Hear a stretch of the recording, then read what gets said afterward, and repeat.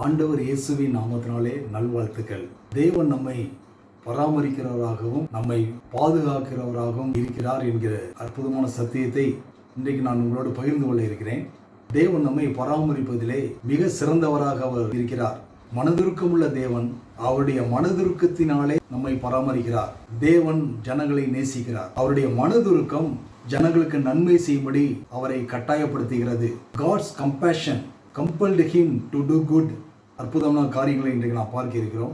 முதலாவதாக மத்தேயு 14வது அதிகாரம் 14வது வசனத்திலிருந்து ஒரு அற்புதமான ஒரு பகுதி. இயேசுவினிடத்திலே அநேக ஜனங்கள் அவரை தேடி நாடி அவரிடத்திலிருந்து நன்மை பெற்றுக்கொள்ளும்படி அவர்கள் இயேசுவிடத்திலே வருகிறார்கள். இயேசு அவர்களுக்கு போதிக்கிறார். ஒரு பெரிய ஹீலிங் மினிஸ்ட்ரி அங்க ஆண்டவர் முடிச்சிருக்கிறார். இப்போ அந்த ஜனங்கள் பார்த்தீங்கன்னா தொலை தூரத்திலிருந்து வந்திருக்காங்க. அவங்க வழியில போனா அவங்க சோர்ந்து போகிறவங்களே என்ற ஒரு அன்போடு சீஷர்களிடத்துல பார்த்து கேட்கிறாரு. முதல்ல சீஷர்கள் வர்றாங்க பாருங்க. ஒரு இந்த சுகமாக்குற ஊழியத்தை முடிச்சோன்னே சீஷர்கள் இயேசுட்டு வர்றாங்க. இயேசுட்டு சொல்றாங்க, இது வனாந்தரமான இடம் ஆண்டவரே, சாயங்காலம் ஆயிடுச்சு, ஜனங்களை அவங்களுக்கு போஜன பதார்த்தங்களை கொள்ளும்படி அவர்களை அனுப்பிவிட வேண்டும் அப்படின்னு சொல்றாங்க. உடனே இயேசு சொல்றாரு, அவர்கள் போக வேண்டுவதில்லை, நீங்களே அவர்களுக்கு போஜனம் கொடுங்கன்றாரு. இது சீஷர்கள் எதிர்பார்க்கவே கிடையாது. நீங்களே அவர்களுக்கு போஜனம் கொடுங்கள் அப்படின்றாரு. சீஷர்கள் சொல்றாங்க, எங்களிடத்துல 5 அப்பம் தான் இருக்கு, 2 மீன் தான் இருக்கு அப்படின்னு. இயேசு சொல்றாரு, அவைகளை என்னிடத்தில் கொண்டு வாருங்கள் அப்படின்றாரு. உடனே இயேசு சொல்றாரு, அவங்கள புள்ளின் மேல பந்தி இருக்க கட்டிடுங்கன்றார். வானத்தை அண்ணாந்து பார்த்து ஆசீர்வதித்து அப்பங்களை பிட்டு சீஷர்களிடத்தில் கொடுத்தார். சீஷர்கள் ஜனங்களுக்கு கொடுத்தார்கள். 5 அப்பம் 2 மீன். இந்த சம்பவத்தை பலமுறை நம்ம கேட்டுக்கலாம். இதனுடைய சாராம்சம் என்ன என்று பார்க்கணும். இயேசுவினுடைய மனதுருக்கம், compassionate God. His compassion compelled him to do good. மனதிற்குமுள்ள இயேசு, இரக்கமுள்ள இயேசு, நன்மை செய்கிற இயேசு, ஆசீர்வதிக்கிற இயேசு, ஜனங்களுடைய தேவைகள் எவ்வளவா இருந்தாலும் அவர்களுடைய தேவைகள் எல்லாவற்றையும் சந்தித்து நிறைவாக மாற்றுகிற இயேசு. எல்லாரும் சாப்பிட்டு திருப்தி அடைந்தார்கள். மீதியான துணிக்கைகளை 12 கூடை நிறைய நிரப்பினார்கள். தேவன் பேரிலே வைக்கிற விசுவாசம், தேவனுடைய மனதுருக்கத்தின் மேலே வைக்கிற விசுவாசம், தேவனுடைய அன்பிலே வைக்கிற விசுவாசம் அவருடைய நன்மைகளை ஜனங்களுக்கு டிமான்ஸ்ட்ரேட் பண்ணுகிறது. தேவன் உங்களை நேசிக்கிறார், உங்களிடத்தில் அன்பு கூர்ந்திருக்கிறார், உங்கள் மீது மனதுருக்கமுள்ளவராக அவர் இருக்கிறார். கவலைகள், பாரங்கள், மன சோர்வுகள் எல்லாம் நீங்க ஆரம்பிக்கிறது. அவருடைய வல்லமையினால இது முடியும். சம்பவம் முடிஞ்ச உடனே இயேசு சீஷர்களை துரிதமா அனுப்பி வைக்கிறாரு. நீங்க போட் எடுத்துட்டு அக்கறைக்கு போங்க, நான் வரேன் அப்படின்றாரு.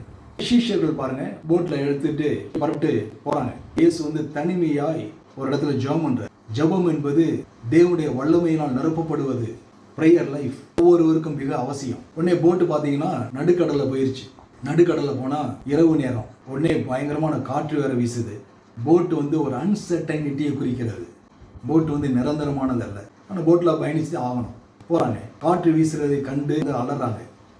பாருங்க, இரவினுடைய 4ஆம் ஜாமம்னா அதிகாலை 3 மணிலிருந்து அப்படி ஆரம்பிக்குது. விழிகிறதுக்கு கொஞ்சம் நேரம் இருக்கு. அதிகமான இருட்டு வேற. இயேசு கடல்ல நடந்து வர்றாரு. அவர் ரொம்ப ஜாலியாக நடந்து வர்றாரு. காரணம், அவர் சிருஷ்டிகர்த்தர். கடல் அவரால் உருவாக்கப்பட்டது, சிருஷ்டிக்கப்பட்டது. நடந்து வராது பாருங்க. உடனே இந்த போட்ல உள்ளவங்களுக்கு பெரிய பயம். இரவு நேரம், உருவம் வேற தெரியுது, போட்டு வேற கடுங்காற்றுனால அலைவுபட்டுக்கிட்டு இருக்கு. இவங்க இந்த உருவத்தை வேற பாக்குறாங்க. பயத்தினால அலறாங்க. நடுராத்திரி வேற அலறோன்னு இயேசு போட்டுக்கிட்ட வந்துட்டார். இயேசு பேசுகிற சத்தம் இந்த சீஷோடைய காதுல விழுகிற அளவுக்கு தான் அந்த டிஸ்டன்ஸ் இருக்கு. உடனே இயேசு சொல்றாரு, பயத்துல அலர்ன உடனே சொல்றாரு, திடன்று கொள்ளுங்கள், நான் தான், பயப்படாதிருங்கள் அப்படின்றாரு. எவ்வளவு ஒரு அற்புதமான வார்த்தைகள். திடன்று கொள்ளுங்கள், ஒரு கரேஜ் பண்றாரு. நான் தான்ற வார்த்தை எவ்வளவு ஒரு நம்பிக்கைக்குரிய வார்த்தை.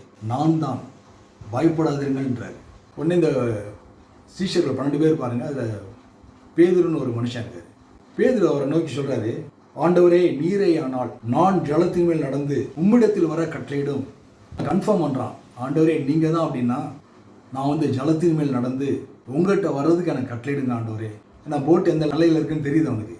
போட்டு அலைகள்னால அலைவுபடுது, எதிர்காற்று வேற, ஒரு அன்சர்டனிட்டியை ஃபீல் பண்றான். அவன் இப்படி உட்காந்து எந்திரிச்சு போட்டை விட்டு இறங்கி ஏசுட்டியாவது போயிடுவோம், ஆண்டவரே எனக்கு ஒரு கமெண்ட் பண்ணுங்கன்றான். உடனே அதற்கு ஏசு சொல்றாரு, வா அப்படின்றாரு. பாருங்க, இந்த காரியத்தை கொஞ்சம் விளக்க இருக்கிறேன், காரணம் இது ரொம்ப முக்கியமானது. அதற்கு இயேசு வா என்றார். அப்பொழுது பேதுரு படவை விட்டு இறங்கி இயேசுவிடத்தில் போக ஜலத்தின் மேல் நடந்தான். பேதுருக்கு ஒரு கோல் இருக்கிறது, ஒரு கோல் செட் பண்றான். படவை விட்டு இறங்குறான், ஜலத்தின் மேல் நடக்கிறான், இயேசுவை நோக்கி போறான். சில பேர் இதை எடுத்து வச்சுட்டு என்ன பண்றாங்கன்னா, கடவுளுடைய வார்த்தையையும் கடவுளையும் செங்குத்தா பிளந்து போட்டு வார்த்தை வார்த்தை வார்த்தை அப்படின்னு சொல்லிக்கிட்டு கடவுளே மறைச்சிறாங்க. தவறானது. முழுமையா பார்க்கணும். பாருங்க, ஒருத்தர் நம்மளை வெல்கம் பண்றாரு அப்படின்னா வெல்கம் பண்ற நபர்கிட்ட போவோம். இங்க அழைத்தவர் இயேசு. சில பேர் வான்ற வார்த்தையின் மேல் நடந்தா அப்படின்னு சொல்லுவாங்க. ஜலத்தின் மேல் நடந்தான்னு எழுதப்பட்டிருக்குங்க. மாற்றக்கூடாது. அவர் மீது வைக்கிற விசுவாசம், அவர் மீது வைக்கிற அன்பு, அவர் மீது வைக்கிற நம்பிக்கை நம்முடைய வாழ்க்கையின் ஆத்தும நங்கூரம். இயேசுவிடத்தில் போகிறதுக்கு அவன் ஜலத்தின் மேல் நடந்து போறான். அவரை நம்பி போறான். அவரை விசுவாசித்து போறான். காரணம், கை நீட்டுற தூரத்துல தான் இயேசு நிற்கிறார். காற்று பலமாய் இருக்கிறதை கண்டு பயந்து அமிழ்ந்து போகையில் ஆண்டவரே என்னை ரட்சியும் என்று கூப்பிட்டான். கடல் அலைகள் எப்பயும் ஒரே மாதிரி தான் அடிச்சுட்டே இருக்கு. எதுக்கு என்ன பிரச்சனைங்க? காற்று பலமாய் இருக்கிறதை கண்டு பயந்து அமிழ்ந்து போகையில் சாத்தானுடைய டாக்டிக்ஸ்ல டிஸ்ட்ராக்ஷன் பண்றது. டிஸ்ட்ராக்ஷனை பார்க்கறான் பாருங்க. அலையை பார்க்கறான், காற்றை பார்க்கறான். உடனே ஆண்டவரே என்னை ரட்சியும் சொல்றான். உடனே இயேசு கையை நீட்டி அவனை பிடித்து அற்ப விசுவாசி ஏன் சந்தேகப்பட்டா என்றார். உடனே இயேசு தாமதிக்கவே இல்லை என்பதை தெரிந்து கொள்ளுங்கள். நான் உன்னை விட்டு விலகுவதும் இல்லை, உன்னை கை விடுவதும் இல்லைன்னு அவர் சொல்லிட்டாரு, வாக்கு பண்ணிட்டாரு.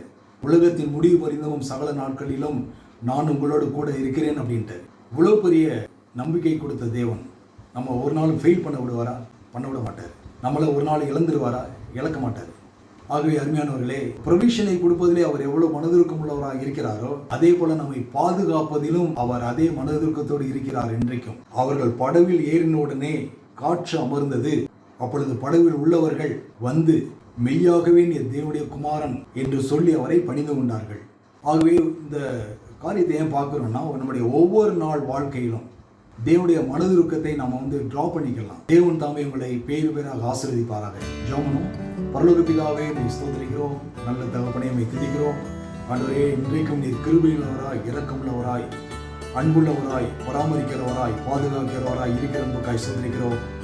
இதை கேட்கிற பார்க்கிற ஒவ்வொரு பிள்ளைகளையும் தேவாதி தேவன் பேர் பேராக ஆசீர்வதித்து உடைய நாமத்தை மேம்படுத்த நம்ம ஜெபிக்கிறோம்.